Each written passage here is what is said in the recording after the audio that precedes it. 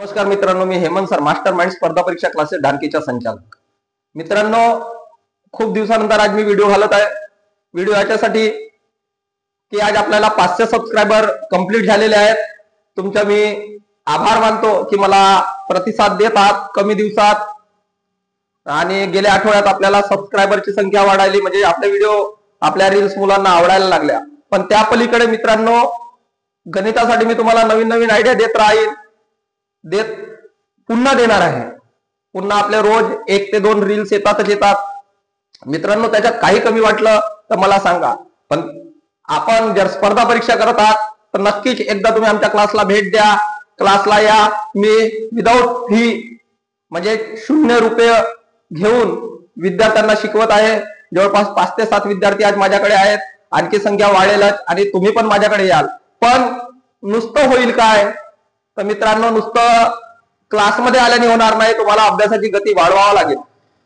स्पर्धा परीक्षा करायची आपल्याला एज्युकेशन सिस्टीम मध्ये नाही जायचंय. कारण शिक्षणात काय असते, शिक्षण आपण घेत असताना एक ठराविक पुस्तक असते. त्या ठराविक पुस्तकीमधले काही प्रकरण असतात. ते प्रकरणाचे आपण व्यवस्थित अभ्यास करतो आणि पेपर देतो, तरी पण आपल्याला 60-70 आणि आज प्रॅक्टिकलचा जमाना आहे, 20 मार्क घेऊन 70-80 पर्यंत पोहोचतो. पण मित्रांनो, त्याच्याने हुशार होते का? तर स्पर्धा परीक्षा ही स्मार्टनेस वापरायला सांगते. तुम्हाला 35 ते 40 सेकंदामध्ये एका गणिताचे उत्तर आले पाहिजेत, आणि कोणताच प्रश्न असा नाही की आपण वाचल्याशिवाय होऊ शकत नाही. आणि प्रश्न वाचायला गेलो तर जवळपास आपल्याला त्या प्रश्न वाचायला 15 ते 20 सेकंद लागतात. मग मित्रांनो, करायचं काय? तर त्याच्यासाठी तुम्हाला प्रत्येक वेळेस प्रॅक्टिकल आवश्यक आहे. प्रॅक्टिकल म्हणजे काय? तर प्रॅक्टिकल म्हणजे तुम्ही आज जो अभ्यास करत आहात, कंटिन्युटी, रेग्युलरता तुमच्यामध्ये पाहिजेत. स्ट्रॅटेजी, स्टॅमिना, ह्या सगळ्या गोष्टी बोलायच्या असतात. आपण नियोजन करतो, त्याची अंमलबजावणी करत नाही. अंमलबजावणी करायचं म्हटलं तर प्रॉब्लेम्स येतात. कोणी परिस्थितीचा आढावा सांगते, कोणी कंडिशन सांगते. ह्या गोष्टी नसतात मित्रांनो. आपल्याला अभ्यास करायचा आहे तर अभ्यास कोणत्या पद्धतीने करायचा, याच्यासाठी एक निश्चित वेळ ठरवावा लागते. निश्चित वेळेस रोजच्या आपल्याला रेग्युलर, जर तुम्हाला वर्षभराच्या आतमध्ये रिझल्ट आणायचा असो, मग ते पोलीस भरतीचा असो किंवा येणाऱ्या आता RRB ग्रुप डी चा असो, रिझल्ट आणायचा मित्रांनो, तर रेग्युलर 4 ते 6 तास द्या.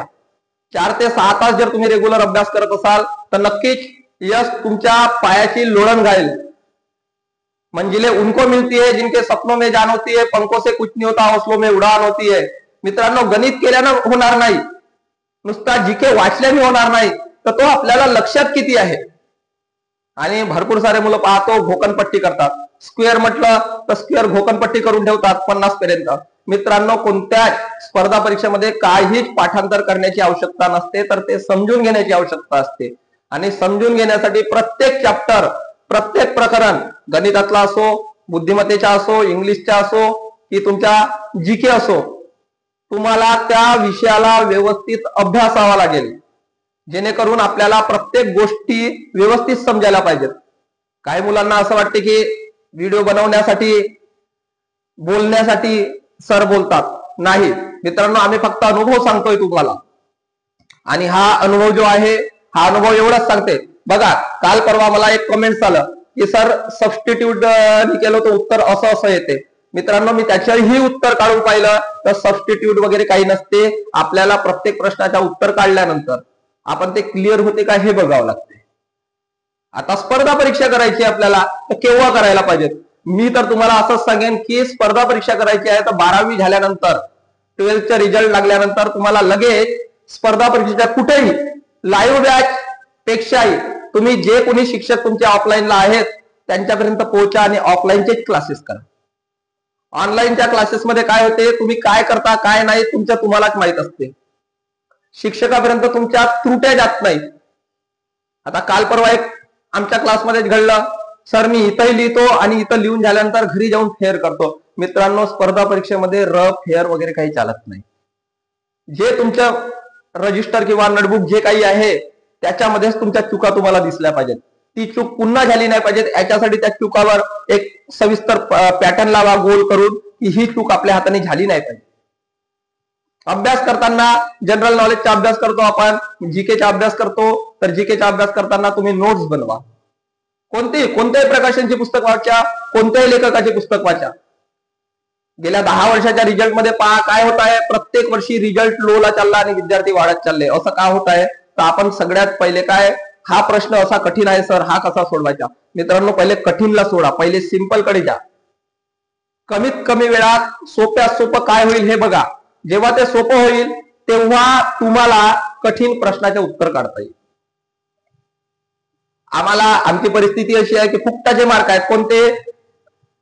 राज्याचे मुख्यमंत्री आणि राज्याच्या कॅपिटल, हे फुकटाचे 2 मार्क आहेत. पण 36 राज्यांपैकी आपल्याला 10ही राज्याच्या मुख्यमंत्री माहित नसतात आणि राजधानी माहित नसतात. परीक्षेच्या कालावधीमध्ये काय करतो? ऑप्शन वरून शोधण्याचा प्रयत्न करतो. मित्रांनो, 35 पैकी किती वेळा बदलणार आहेत मुख्यमंत्री? प्रत्येक राज्याचे मुख्यमंत्री किती वेळा बदलणार आहेत? 5 वर्षात 1 वेळा मुख्यमंत्री बदलते. मग आज जर आपण लक्षात करायला गेलो, अभ्यास करायला गेलो, तर आज 2 राज्याचे मुख्यमंत्री आणि कॅपिटल लक्षात ठेवा ना. जर तुम्ही राज्य सरकारच्या परीक्षा देतात तर तुम्ही राज्याच्या मंत्रिमंडळ लक्षात ठेवा. जर तुम्ही RRB देत असाल, ग्रुप डी देत असाल, NTPC करत असाल तर केंद्राच्या मंत्रिमंडळ लक्षात ठेवा. फ्री ऑफ मार्क आहेत ते. त्या मार्कांसाठी तुम्ही नेहमी अभ्यास करायचे का? तर तुम्हाला ते ठराविक करावं लागेल. आता मी गणिताच्या शिक्षक आहे तर गणिताबद्दल एवढंच बोलू शकतो की तुमच्या मल्टिप्लिकेशन फास्ट आहे का, ऍडिशन फास्ट आहे का, करा ना. काय किती वेळ लागणार आहे? मी तुम्हाला त्याच्या ट्रिक्स दिलेल्या आहेत. भरपूर मोठे व्हिडिओ बनवायचे आहेत आपल्याला काही दिवसानंतर. आपलं सगळं पॅटर्न दिवाळीच्या नंतर चेंज होणार आहे. बोर्ड सुद्धा चेंज होणार आहे. त्याच्यामध्ये आपण सगळ्या गोष्टी तुम्हाला देणार आहोत.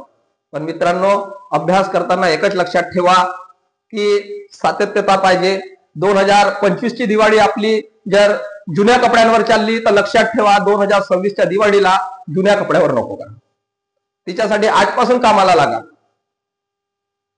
बरं, काही लोक म्हणतात की स्वतःचा बिझनेस पाहिजेत. बिझनेस एवढ्या नोकरीमध्ये पैसा नाही. मित्रांनो, आपण गरीबाचे मुलं, म्हणजे मी भिकाऱ्याचा मुलगा, तुम्ही गरीबाचे मुलं. मग आपल्याकडे आहे का ऐपत की 10 लाख रुपये 15 लाख रुपयाचा व्यवसाय सुरू करू शकतो? पण एक गोष्ट करू शकतो, ती म्हणजे अभ्यास. अभ्यास करण्यासाठी ताणभूक कुणाच्या घरी त्रास होते का अभ्यास करण्यासाठी? की अभ्यास नको करूच रे, तू कामावर जा, असं कोणी म्हणते का? कुणाचे आई वडील म्हणत नाही. मग आम्ही का करतो? आता काल परवा एक मुलगा आला, सर 5 ते 7 वर्ष द्यायची तयारी आहे माझी, मला पोलीसच बनायचं आहे. बाबा, पोलीस बनायचं आहे तुला, येणाऱ्या भरतीतच पोलीस बनू शकतेस तू. आतापासून 5 ते 6 तास अभ्यास कर, रोज सकाळी आणि सायंकाळी फिजिकल कर, तेव्हा तुला लक्षात येईल की आपण काय करत आहोत. असं मला जास्त काय बोलायचे नाही. तुम्ही मला 500 सबस्क्राईब पर्यंत घेऊन गेलेत. माझे व्हिडिओ आवडत असतील तर कमेंट्स टाका, कशाबद्दल व्हिडिओ पाहिजे ते टाका. मी त्या विषयावर व्हिडिओ बनवत जाईन. गणिताचे, बुद्धिमत्तेचे पण बनवणार आहोत दिवाळीच्या नंतर आपण. तर आपला व्हिडिओ जर आवडत असेल तर मित्रांनो सबस्क्राईब करा, लाईक करा, कमेंट्स करा. धन्यवाद.